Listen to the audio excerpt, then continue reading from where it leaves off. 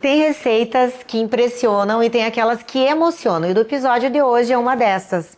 Bife a rolê que atravessou gerações e que marcou a infância desse meu convidado. Então, seja bem-vindo ao Resenha com Sabor, Fabrício Farias. Bom, A gente não podia deixar de convidar o Fabrício para participar desse meu programa, porque ele sonhou junto comigo, ele foi um dos idealizadores desse programa.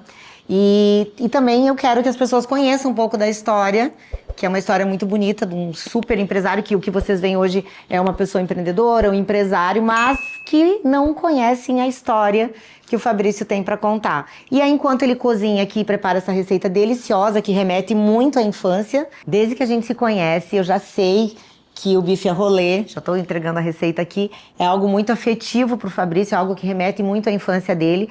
E quando eu convidei para fazer o Resenha com Sabor, ele falou de cara, eu já sabia, mas ele falou de cara que a receita ia ser o bife a rolê. Claro, com certeza. Obrigado por estar aqui. Estou sempre aqui, né, na verdade, mas nunca do lado de cá da bancada. Às vezes lá de cá, porque vocês que nos acompanham aqui lá, que me acompanham no Instagram, já vem o Fabrício muitas vezes. A gente prepara junto a pizza. Há muitas coisas. Você faz o churrasco, eu faço os acompanhamentos, então a gente está sempre... nunca falando da minha história, nunca falando... É verdade. Desse tipo de prato, né, que faz parte da minha família, da minha mãe mais específico, assim, a gente teve uma infância com esse prato e faz tempo que a gente não faz, né? Eu acho que tu deve ter feito uma vez só aqui pra gente, vezes. né? E tua mãe algumas vezes, logo que a gente começou a namorar, acho que você pediu pra ela fazer e depois, acho que umas 2 vezes também, né? Até vai ser uma surpresa pra minha sogra, que a gente não contou pra ela, nem que o Fabrício ia participar e nem que ia ser essa receita que vem, né? E você mudou alguma coisa? Eu já fiz a mise en place aqui, eu faço a mise en place para todos os meus convidados e não ia ser diferente hoje. Eu já deixei tudo aqui preparado pro Fabrício, só falta ele realmente fazer o jeito dele do corte de algumas coisas. Mas como que era essa receita? E por que dessa receita? Como que ela se tornou afetiva para ti? Conta para nós um pouquinho. Bom, na verdade, é uma receita que desde pequena a mãe fazia e a gente gostava porque era o enrolar da carne com os legumes dentro. Então, a gente fazia Tinha uma essa recriação parte, junto. exato, era quase que uma dinâmica de família, assim, que eu lembro que eu enrolava isso com palitinho, enfim. Ali tinha brigas, como por exemplo, a carne, a gente já não gostava daquele nervinho que tem na carne, a mãe comprava naturalmente a carne que ela estipularia e ficava aí, ninguém gostava de ficar mordendo aquele nervinho, porque depois que faz a cocção, ele some, então você não enxerga, quando vai morder, tira aquela sensação de morder um nervinho. Então hoje a mudança seria a carne. A gente pegou um colchão mole, ainda assim pedi pro rapaz do açougue fazer a limpeza e passar na máquina para a gente não ficar batendo. Mas na época, quando a gente era criança, a gente ficava batendo com o martelo, essa era a parte mais legal, né? Bater o martelo no bife, enrolar os legumes, enfim. Enfim, vamos fazendo. Essa parte eu não sabia. Mas, gente, ele é chato, tá? Vou contar pra vocês que eu fui no mercado fazer as compras e aí eu comprei um patinho e pedi pra ele cortar bem fininho, só que eu não lembrei do detalhe da carne. Eu cheguei aqui na hora de começar o programa, ele olhou a carne e ele saiu pra comprar uma nova carne. Entreguei. Isso faz parte da minha história. Se é para começar falando da minha história, o porquê que a gente chegou até aqui talvez seja isso, de ser tão Vamos lá, então? Vamos começar? Qual é o passo a passo da tua receita, para o pessoal já entender a dinâmica? Bom, eu até vou usar a minha metodologia até para vocês ficarem grudadinhos aí do outro lado na TV. A gente vai explicar o que a gente vai fazer e depois, passo a passo, a gente vai fazendo e também vocês vão podendo aprender a receita como um todo. O que a gente vai fazer é pegar a carne agora, vou pegar aqui na sequência, a gente vai abrir essa carne, cortar a cenoura em palitos, pimentão em palitos, a cebola já está cortadinha, o bacon em palitos e nós vamos fazer um rolo com a própria carne, colocar os palitos de dente ali, que eu até trouxe 2 tamanhos para ver como vai ficar. Ele ficando bem preso, a gente vai selar essa carne na panela, fazer a retirada dela e começar o molho para depois ela cozinhar no próprio molho. É bem simples, não tem mistério. E aí o acompanhamento, que daí o Fabrício pediu um acompanhamento, tem vários acompanhamentos, né, amor? Em casa, acho que vocês comiam Lá em com casa arroz. a gente fazia com arroz branco e na época era um vinagrete com maionese Hellmann's até. Mas tu não vai querer isso. Nossa versão fitness de hoje não vai ser assim. Aí a gente vai fazer aqui, já coloquei aqui na panela, inclusive, que é a batata picada, com pouca água, só cobrir pra gente fazer. Não vai ser um aligô, mas vai ser um purê de batata bem cremoso, com um pouquinho finalizado com manteiga, creme de leite e queijo Minas padrão. Aí vocês vão vendo aqui certinho, mas depois a gente vai deixar toda a receita marcadinha para o pessoal poder fazer em casa, com certeza. Vou começar então. Vou pegar a carne aqui. Ela está já armazenada na nossa geladeira. Essa é a carne certa, tá? Essa é a carne que ele foi buscar. Essa é a carne que vocês devem comprar, aliás. Esse aqui é um colchão mole. A escolha é por, como eu falei antes, para a gente não ter aquele nervinho. Então eu vou mostrar uma aqui, ó. Ela fica uniforme, o meio do bife, né? Não vai ter aquele nervinho, aquela gordurinha no meio. Então, depois a gente vai colocar os legumes aqui e enrolar.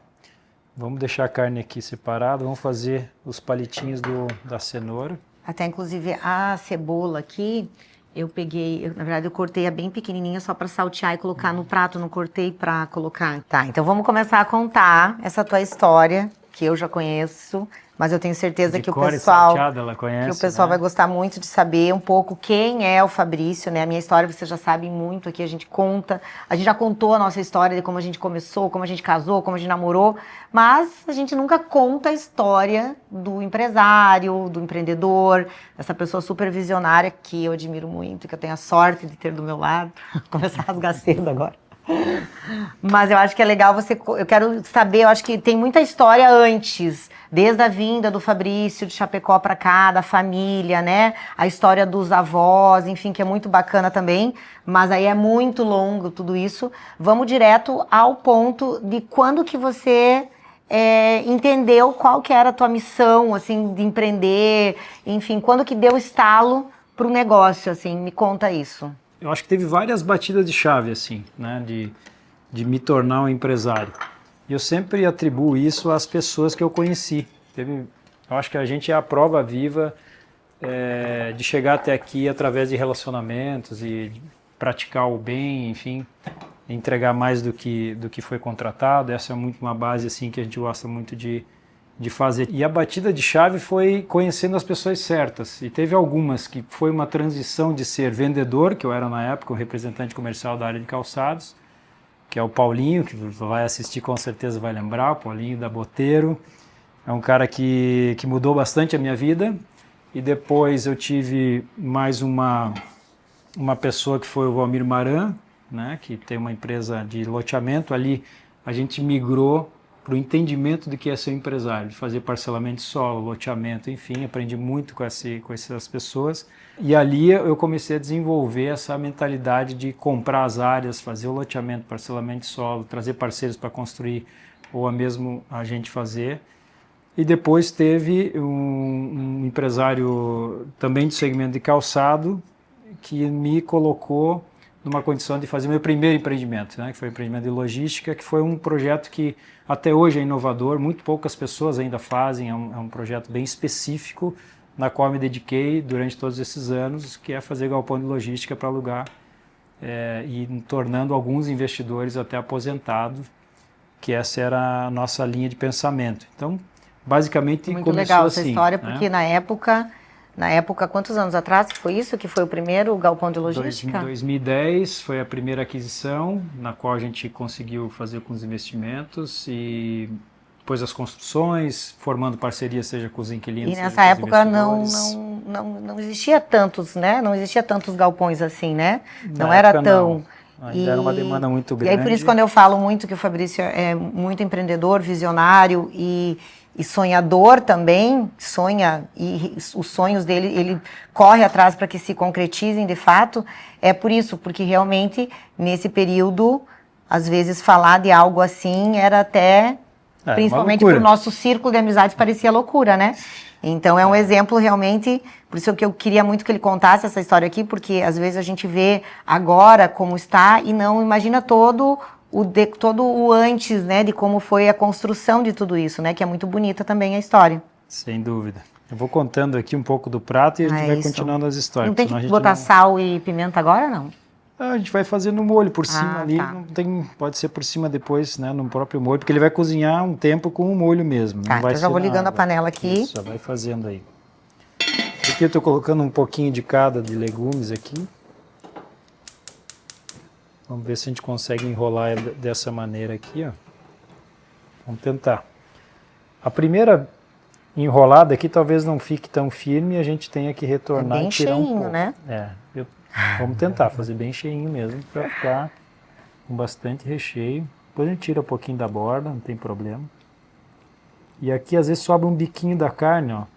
Mas não dá pra... Pode cortar ele, não tem problema, porque senão ele vai ficar uma ponta depois na hora de cozinhar. Pode fazer também a amarração com barbante, mas eu acho que o palito fica mais... O palito é melhor porque a madeira mais fácil de tirar também incha depois, né? E não deixa a carne soltar. Quantos? 3? Palito. Por enquanto ou 2 aqui 2 tá bom. Depois a gente vai pegar o menorzinho. Esses palitos eu peguei maiores porque eu imaginei que ia dar um rolo maior. Mas tem os palitos menores. Mas tu quer o pequenininho para colocar ali embaixo? Pode ser, já que tem aí. Vou mostrar como é que ele fecha aqui, ó. E aqui na pontinha a gente faz um pequenininho aqui pra gente não perder o legume na hora de cozinhar. Ele pode ficar assim, sem muito traço definido de onde vai o palito, porque depois a gente vai tirar para comer na hora de abrir ele. Eu vou colocar nesse aqui o bacon, que eu esqueci de colocar no outro. A receita da minha mãe não ia. É opcional. Não ia bacon, mas... Tá bom. Bota menos. Mas eu me gosto. Metendo na receita dele, desculpa. Pois é. Nos meus convidados eu não faço isso, os outros, tá? Só nele. É muita intimidade, né? A gente até se combinou do traje. O dress code tá combinando. Então eu vou colocar o bacon aqui, para esse dar um saborzinho a mais, então. Até pra gente ver como é que fica. Eu não lembro se a última vez que a gente fez era com bacon, acho que não. Mas esse bacon não tá muito gordo, tá bem gostoso, acho que vai dar certo. Fabrício, quando tu sentava lá na mesa, na casa da tua mãe, em Chapecó, para comer o bife a rolê, você imaginava o teu futuro? Tu imaginava o que ia ser, o que você ia fazer? Você tinha esse sonho já como criança, como adolescente, de se tornar um construtor, um empreendedor? Como que era isso? Eu pergunto porque eu já sei um pouco da história, então já tô, né? Ah, sim, com certeza, porque eu sempre me achava uma criança um pouco... Não era muito diferente, assim, mas eu não me encaixava muito com brincadeira e tal. Nunca era muito assim disso. Eu tinha uma ansiedade de ser adulto, isso sim, isso sempre foi assim. E na minha infância não era muito fácil, a gente não tinha acesso a tanta coisa, ainda mais morando em Chapecó, né, que é de onde eu vim, no interior do estado aqui, há quase 50 anos atrás. Então tu imagina o que tinha para fazer na época, principalmente uma cidade que não tinha muito acesso a empregos assim. Então na época, eu lembro que com 13 anos eu fui para o colégio interno, passei um período no colégio interno sem voltar para casa. Era um colégio que não era de... Um colégio agrícola, né? Colégio agrícola, isso, não era um colégio de padre, como normalmente era na época. Então, com 13 anos, eu saí de casa, né? Essa foi o meu início. E no colégio agrícola, no colégio interno, era um colégio que tinha que trabalhar na roça, né? Era bem comum estar 0 grau, né? Porque é na beira do Rio Uruguai, no Rio Grande do Sul. Então era muito frio e era muito difícil, assim. Foi uma época bastante... Eu acho que tão difícil, não só de clima, de temperatura, imaginar uma criança, né, de 13 anos... É isso que eu me refiro. No colégio interno. Que isso era muito comum, muito antigamente, né? Mas hoje a gente analisar isso não é mais tão comum, né? Uma criança de 13 anos, a gente imagina ser... de fato, uma criança, né? Exato. Não passar por tantas dificuldades de saudade, enfim, de proteção. Não tive infância, literalmente, nessa época, né? Muito pouco. As brincadeiras que eram da escola quase eram inexistentes, porque era uma escola que usava a carga horária para, à tarde, você saía da escola de manhã, no caso, que seriam estudos da parte teórica, depois ia para a roça, literalmente, vários setores, né? Entre roça e cuidar dos animais, e à noite tinha que estudar a parte teórica de agronomia. Então era muito intenso. Foram períodos assim que eu não tive muito o que brincar, por exemplo, e era uma região bastante pobre, né? Então tinha muito pouco acesso assim. Então quando eu saí dessa escola, o meu desejo era trabalhar, arrumar um emprego, ganhar dinheiro, porque eu trabalhei que nem escravo nesse colégio, querendo ou não, e não ganhava nada. Então isso... Tu tinha ânsia de ter o teu dinheiro, de ter o meu próprio dinheiro, fazer né? tuas compras, exato. Então construir tua história. O que eu acho que me forjou, né? Foi essa fase, porque eu não olhei para trás até meus 30 anos. Eu lembro assim, quando eu tinha 30 anos, já pensei, meu Deus, já passou todo esse tempo com esse sofrimento na cabeça. Então, acaba que não vou dizer que me fez uma pessoa sofrida, porque não é o caso. Eu acho, sinceramente, que me forjou, né? Me forjou. Me fez, muitas vezes, a minha forma de pensar e de correr atrás, sem dúvida, veio dessa época, né? Eu acho que feliz se fosse todas as crianças passarem, talvez por uma parte não tão sofrida, mas ter um distanciamento da família, isso me agregou bastante. É que você talvez soube aproveitar tudo isso, né? Que não é sempre que se consegue ter um aproveitamento da parte difícil da vida, né? É a forma de pensar. Ainda mais com essa idade. Né? Forma de pensar, porque o sofrimento, na verdade, é a forma de que você pensa e encara as coisas. Aí sim é sofrimento. Mas quando é desafio, automaticamente você não tem sofrimento, você tem uma etapa para cumprir. Então eu sempre olhava para aquilo dessa forma e criava situações de trabalho exatamente assim. Então quando eu saí dali, fui trabalhar no açougue, até coincidentemente estou mexendo com carne aqui. Do açougue eu não sabia. No açougue, e tinha uma padaria junto, eu fazia intercalado os dois, e eu me lembro assim que ali eu percebi que eu gostava de coisa boa, enfim, e automaticamente era muito consumista, minha mãe vai com certeza comprovar isso, e eu me lembro de ter comprado um tênis em 10 parcelas de exatamente o meu salário, para usar um tênis de marca. Então, você começa por aí. Isso, aos olhos de quem está de fora, vai pensar, o cara gasta mais do que ganha. Pode ser, mas também pode ser o que te motiva a correr atrás de ganhar mais. E dali, naquele ponto, deu para ver assim que eu pensava assim, se eu for um vendedor de coisas caras, quanto mais caro, mais dinheiro eu vou ganhar. E daqui a pouco eu vou estar vendendo avião. Era um pensamento sempre que eu tinha assim de infância. Eu preciso vender coisas caras. E por isso até a entrada no ramo imobiliário, porque de fato o ramo imobiliário a gente participa de uma geração que é patrimonialista, é a nossa cultura hoje ainda, e todo mundo tem desejo de comprar isso, né? E são coisas caras, naturalmente, tem pessoas que ficam a vida inteira para conquistar a casa própria. Então eu entrei no ramo imobiliário bastante com esse perfil, pensando, vou ganhar mais se eu vender um produto assim. Naturalmente vim para o litoral, porque é aqui que tudo circula de forma mais rápida. E esse foi o início da minha infância, pensando na minha idade adulta, vamos dizer assim. Até querendo chegar lá. Chegar lá, exatamente. Então vamos fazer o seguinte, agora eu vou... Só porque eu vou colocar uma folhinha de louro aqui, pessoal, junto cozinhar com a batata, para dar mais sabor ainda pro nosso purê. Pronto. Eu vou abrir o vinho, porque ela esqueceu de dar vinho. Dá vinho para 100% das pessoas já que estamos aqui. Eu ganhei. O Fabrício está fazendo o 7º episódio comigo. Sempre eu procuro servir a bebida que eu sei que é do meu convidado. Vinho para um drink, a Nath, que veio, a segunda minha convidada, gostava muito de Aperol, e assim foi. E hoje eu esqueci de servir vinho para o meu convidado especial. Mas tudo bem, né? Faz parte, a gente fica nervosa quando é um convidado tão ilustre assim. Né? Então eu vou colocar um pouquinho de azeite de oliva. De plateia para o mundo. Vou colocar... Isso acho que tua mãe não fazia na época, né, amor? Colocar umas ervinhas para... Não, fazia. Colocava?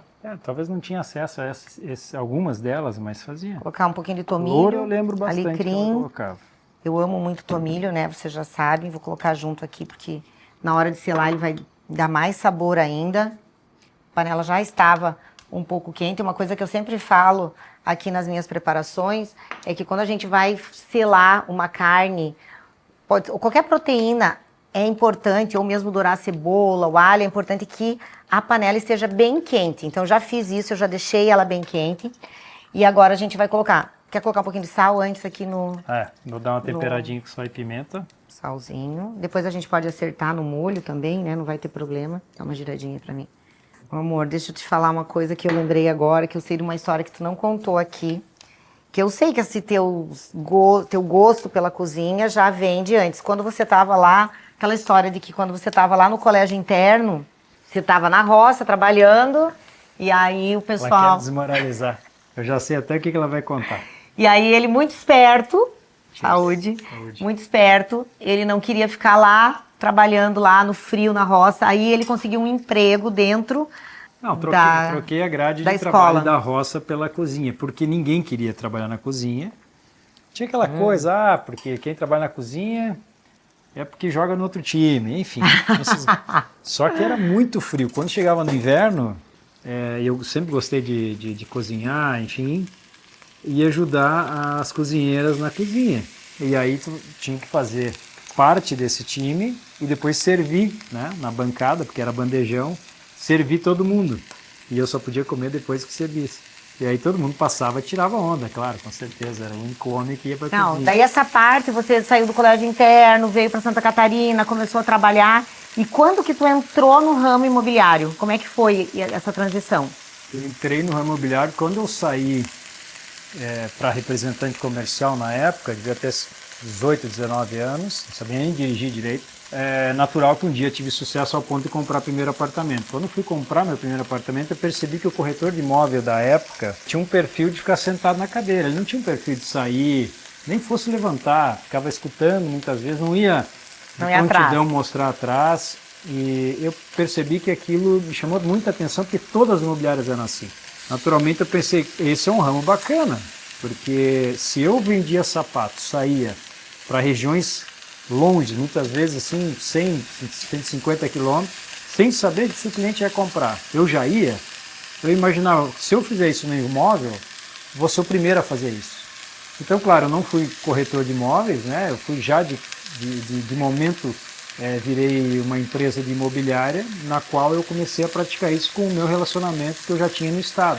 E aí fez com que você criasse um nicho de clientes muito bom também, né? Aí ali eu percebi que eu não era um vendedor e sim um bom comprador. Isso foi uma batida de chave muito legal, porque foi o que me deu condição de ser investidor depois, né? Essa visibilidade que eu tinha de enxergar o movimento. Só um parênteses, gente, olha só, eu tô girando os bifes, tá? Na panela. Tô fazendo o giro dele para que todos os lados fiquem selados. Pode continuar. E ali eu comecei a fazer compras de imóveis para pessoas, botar na cabeça das pessoas que elas poderiam ser investidoras.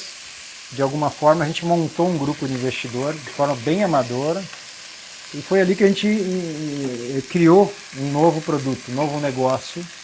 E aí eu percebi que sempre eu tinha que puxar à frente novos modos de fazer aquele negócio andar. Aí logo todo mundo começou a fazer isso, né? Todo mundo pegava o carro, ia na cidade da pessoa, enfim. Ali eu pensei que eu já estava superado com relação a não ter concorrência. Foi quando eu criei o projeto de logística, que também ninguém fazia, né? Que foi desenvolver um produto de logística para investidor. Ali eu me tornei investidor, né? Saí de comprador para virar investidor, junto com os clientes. E quantos anos faz isso? Essa batida da chave de comprador para investidor foi em 2010, né? Então, 2009 para ser bem exato, que é quando começou essa projeção da logística. Eu lembro muito quando o Fabrício contava sobre isso, né? Que ele queria fazer um galpão de logística que era muito carente, que a gente, por morar em cidades portuárias muito próximas, né? Como Itajaí, era algo muito carente aqui que precisava de muito, porque ele via a procura de pessoas, de grandes empresas querendo galpões maiores, melhores, com estrutura e que não tinha. E aí eu lembro um dia que eu perguntei, tá, mas que tamanho que é isso? Quando ele falou o tamanho, eu fiquei, meu Deus, eu não quis desanimar ele, mas eu pensei, gente, acho que ele é muito ousado mesmo. Não só o tamanho, mas o valor. O valor. Eu perguntei, mas quanto que a pessoa vai pagar de aluguel? Aí quando ele falou, eu disse, meu Deus, ninguém vai pagar isso, gente. E pelo contrário, foi assim, surpreendente, né? A gente está até hoje nesse negócio, né? Eu acho que ainda, até hoje, eu não me lembro de ter conhecido alguma empresa que fizesse a mesma coisa de ponta a ponta. Geralmente a pessoa faz uma parte, ou só aluga, ou só constrói, mas nunca a gestão de ponta a ponta. E eu acho muito bacana isso, no Fabrício, porque realmente ele tem um sonho, ele corre atrás para idealizar o sonho e ele cria todas as estruturas, é do início ao fim, ele cria todas as estruturas para que realmente realize e para que o cliente também... emoção ver ela falando assim de mim, né? Mas eu sempre falo. Mas que o cliente sempre vê que realmente ele não está sozinho, né? Ele fez algo realmente super inovador, mas que ele tem um suporte. Aí a gente vai tirar, depois ele vai ainda, não quer dizer que ele está 100% pronto, né? Não, ele vai cozinhar depois. No molho. O importante é fazer só a selagem. Para garantir a suculência dele. Olha que perfeito. Amei. Eu nunca, né? Primeira vez que eu faço com o Fabrício, eu nunca tinha feito. Acho que tu que tinha feito sozinho, né? Vou tirar aqui essas folhinhas agora que não precisa mais. Olha só, gente, eu achei um pimenteiro também, né? Porque eu amo, vocês sabem, né? Quem me acompanha lá no Instagram sabe que eu amo, nas minhas receitas não pode faltar a pimenta dedo de moça. E por sorte minha, o Fabrício também gosta. Então a gente sempre, nas preparações, sempre tem uma pimentinha dedo de moça. Eu tô fazendo aqui, picando a pimenta de moça e um dente de alho pra gente colocar no molho. A cebola já tá picada, né, amor? Eu vou fazendo aqui então, vou dourando a cebola. Pode ser tudo, né? Aham. Aquela situação ali que a gente dourou, selou, né, o bife, e a gente faz isso primeiro porque a gente usa toda a suculência que ficou na panela, todo o sabor dessa carne, a gente usa para agregar mais valor no molho, mais sabor no molho, né?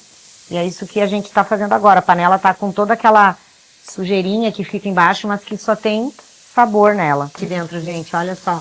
Pega aqui todo aquele sabor, né, da carne que ficou selada aqui. Isso agrega muito na preparação do molho. 2, eu acho, né? Eu acho que sim, porque tem que estar, a carne depois tem que ficar imersa ao molho, né? A gente gosta de usar muito o tomate, o pelate.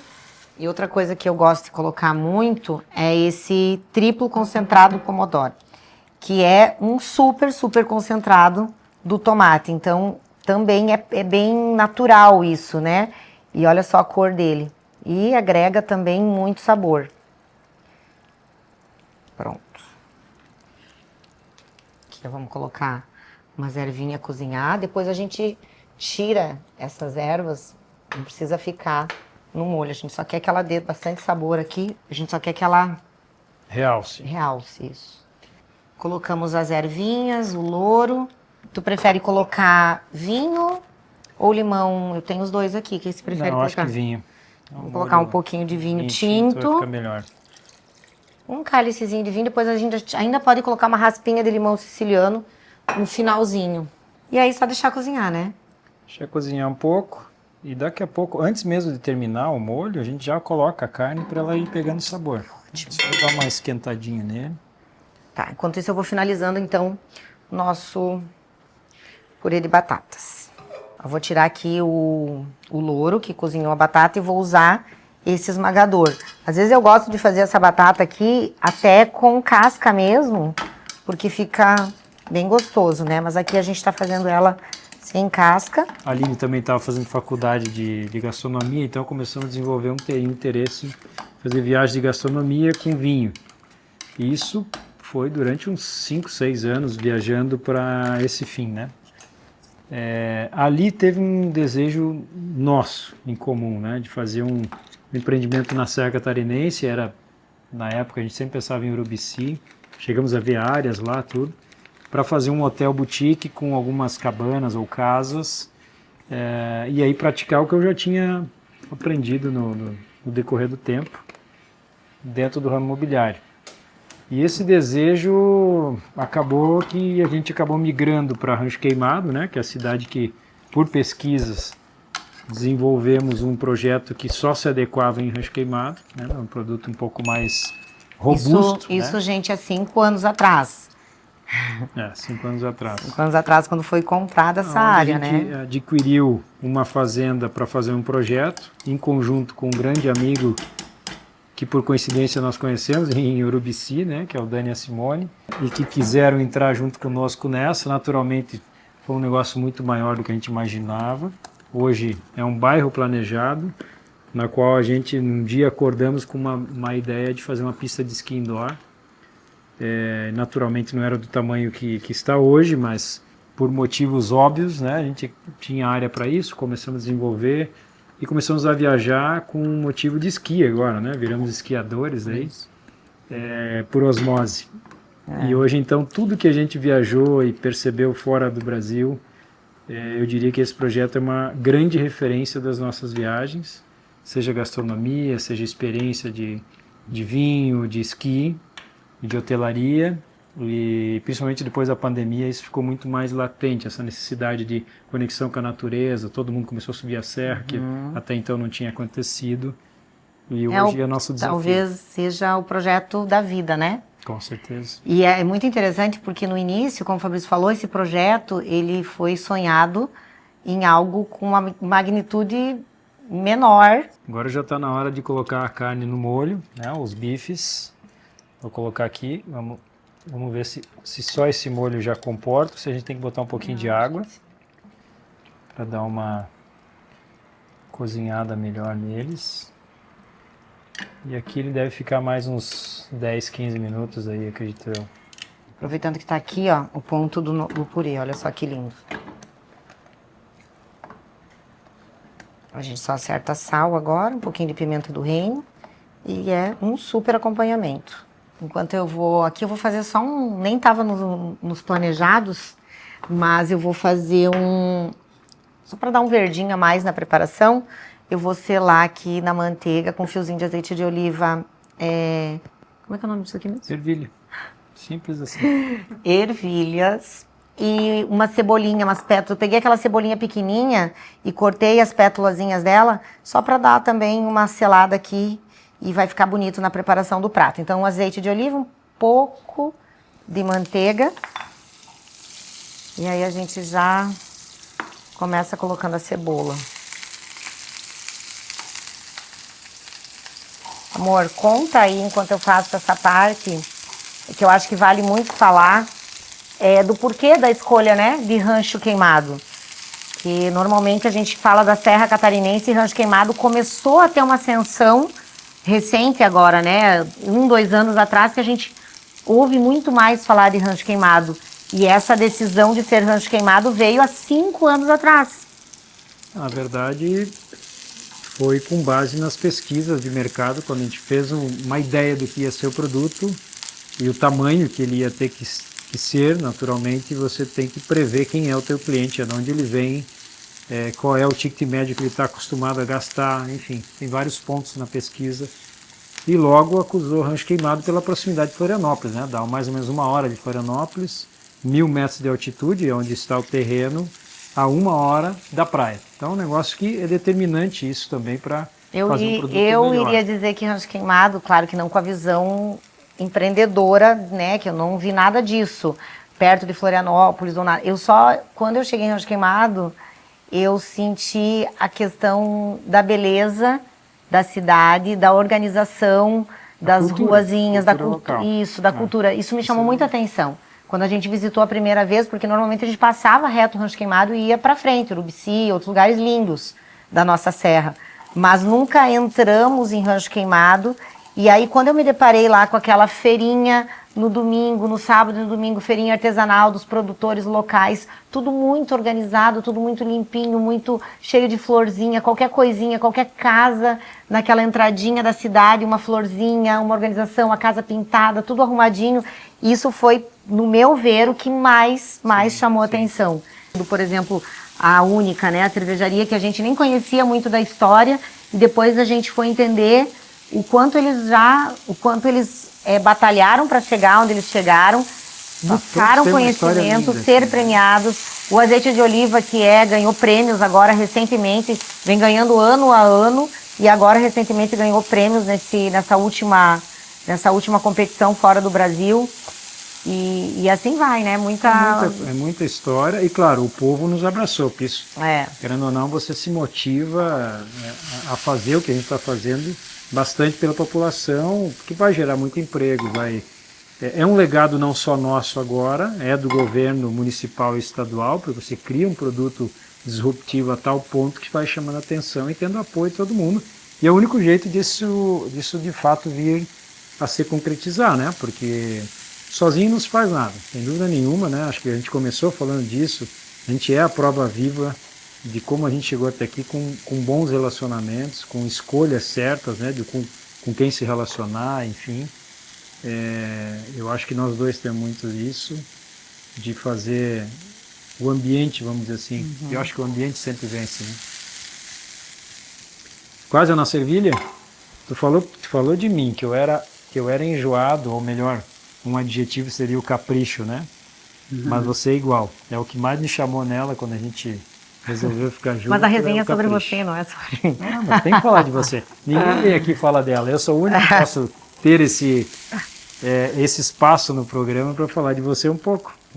Aliás, vou te dar uma sacaneada, vou te fazer umas perguntas. Ah, não, para, Fabrício. Bom, pessoal, a gente vai acertar o molho então com o sal, né? A gente tinha provado, estava com pouco de propósito. Foi só posto sal na carne, né? Só na carne um pouco, tem o bacon que fica um pouquinho, mas também não chegou a dar o salgadinho que a gente precisava. Tá uma delícia, hein? Relembrando então o que a gente fez aqui foi cortar os legumes em tiras, né? Fazer o enroladinho da carne, fazer o purê, que é quase um aligô, pelo capricho da Nossa Senhora aqui.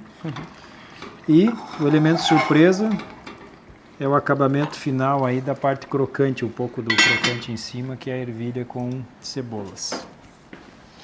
Vai ficar lindo, hein? Vai, já vamos, só vou esquentar um pouquinho aqui o purê agora, e daí a gente já pode começar com a montagem.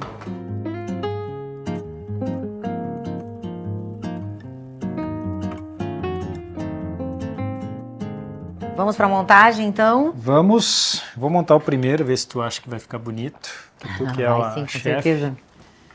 Eu vou fazer uma caminha aqui desse purezinho. Eu tento fazer o que eu vejo ela fazendo, né? Vamos ver se a gente vai acertar.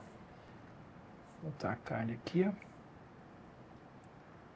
Nossa, tá bonito isso aqui, hein? Não monte assim com tanto molho, tá, gente? Por favor. Eu gosto de molho. E o Lucas também vai gostar. Olha aí, vai dizer. Quer fazer a tua versão? Vamos fazer minha versão, Quero então. ver. Eu gostei da minha. Vamos botar o purê. Faz um vulcãozinho. Se fosse pra deixar bem bonito, a gente ia tirar os palitinhos antes, né, amor? Mas aí Mas você tem não que faz retirar mal. na hora de comer só. Cada um tira o seu, né? Ah, o teu ficou bonito mesmo. Tem razão. Também. Aquele ali, ele botou todo o molho que podia colocar de uma vez só, né? Ó. Tá lindo. Vamos provar? Vamos ver. Gente. Tá bem macia a carne. Comer um pouquinho do purê. Fê, tá muito quente.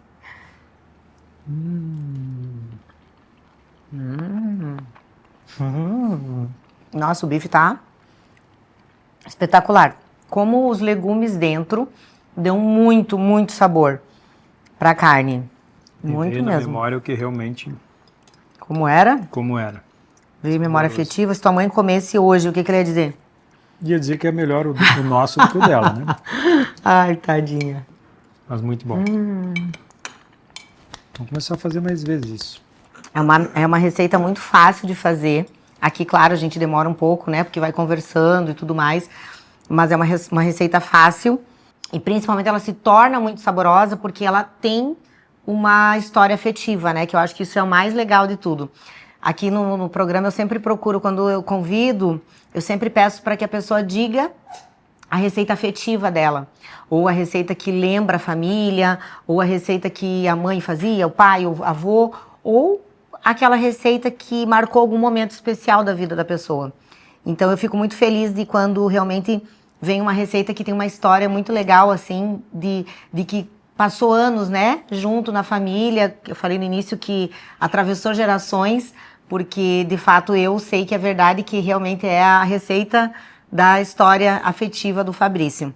E eu, muito obrigada por participar do Resenha do Sabor. Foi muito bom poder compartilhar um pouco mais dessa pessoa que eu sei que não aqui pelo YouTube, mas pelo Instagram, as pessoas têm muita curiosidade de saber um pouco mais, né? Que a história, as pessoas veem o Fabrício, como eu falei antes, como um profissional apenas, né? Como um empresário de sucesso, mas não entendem um pouco dessa história mais humana, a história das dificuldades, da trajetória de vida, do que fez ele chegar até aqui. Então é muito, muito especial poder compartilhar um pouquinho da tua história com todo mundo.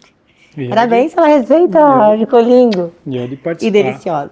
Desse momento, sempre todo lado de lá, da bancada, muitas vezes me emocionei, né, natural. E é muito bom ver teu sucesso sempre. Ah, obrigada. Vai chorar, né? Ó, já chorou. Gente, obrigada. Vamos falar, né, pro pessoal. Pessoal, por favor, se inscrevam no canal, compartilhem com amigos que adoram receita. Isso. Como é que é? Ativa o sininho. Dá um curtir aí. Isso, como é que é? Faz sentido para a entrega Ativa o sininho, dos curte, vídeos. compartilha, né, com amigos. Eu acho que a parte do compartilhar é muito melhor e muito mais especial, porque eu acho que se a pessoa gosta do que ela tá vendo aqui, e ela sabe de pessoas que gostam de histórias de vida, que gostam de receitas, que gostam de gastronomia, é um bom momento de você compartilhar com essas pessoas. Que além de, né, de você levar alguma coisa boa também, você também tá trazendo uma coisa boa para nós aqui desse lado. Sem dúvida. Beijo, gente. Até o mais. próximo Resenha com Sabor.